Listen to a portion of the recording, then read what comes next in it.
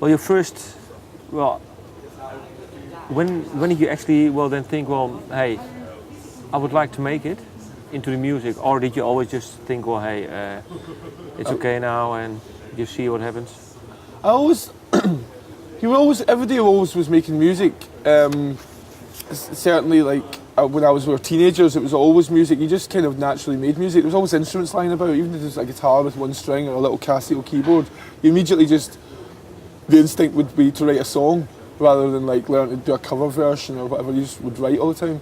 But it was probably like in the early 90s that we really thought about taking it seriously and like actually try to do proper bands that would play gigs and record and things like that. Was at the same time, well, that you wrote a song that you were actually a bit proud of, or did it come earlier? I think like when we started the Yummy Fur, this was the first sort of proper first band I was in that made records, and then after about maybe 100 attempts at writing songs, you start to get a few that arrive that you're like, oh, I quite like this. This doesn't sound really like anything I've heard before.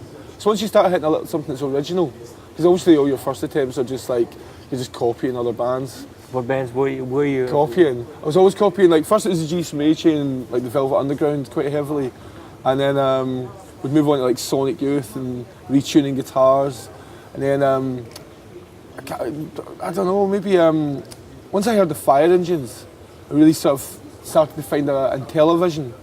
Those two bands really affected my guitar style. I started to find a style that was my own, and as you're finding a style actually in your playing, you start to find a style of songwriting that fits that style. What is the style then? The style of guitar playing? My guitar playing always was like playing individual notes and little tunes and little riffs and stuff, not so much like playing big chords all the time. Everybody was always into like, you know, strumming beautiful open chords and stuff, but I couldn't really get my fingers to do that. I could get my fingers to play these intricate little parts, and when you combine that with another guitar, a bass and drums, you could do very little, but you'd create like a really interesting sound, and it was with a lot of space, and that really started to affect us quite heavily. That informed the Yummy Fur quite a bit. And the first song of the Yummy Fur that you thought, well, this is really original? I don't know, they all arrived at the same time. It was like the first couple of Yummy Fur like EPs, they all had like 10 songs each on them, and I don't remember writing any particular one at any time. They kind of all just went because they're all like 45 seconds long, and so they were just, honestly, I probably wrote about like 30 in like the first couple of nights of like just finding a good style to play in. Was it then, were you the main songwriter in the Yummy Fur? Because Alex was in... Alex didn't come into the band until a lot later on. Okay. Once we'd started making records and doing albums and things. And how come you picked him to come into the band? Because, well, it didn't.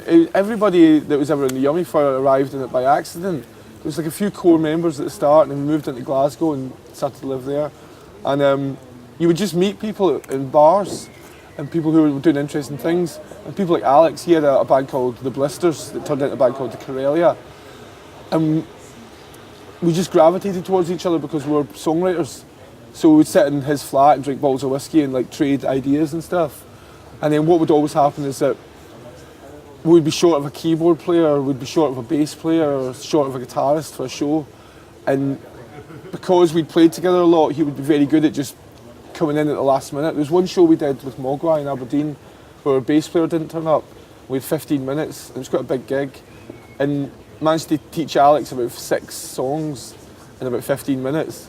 And he just went on stage playing the bass. It was a great show, really good. And I think from that moment he kind of stayed.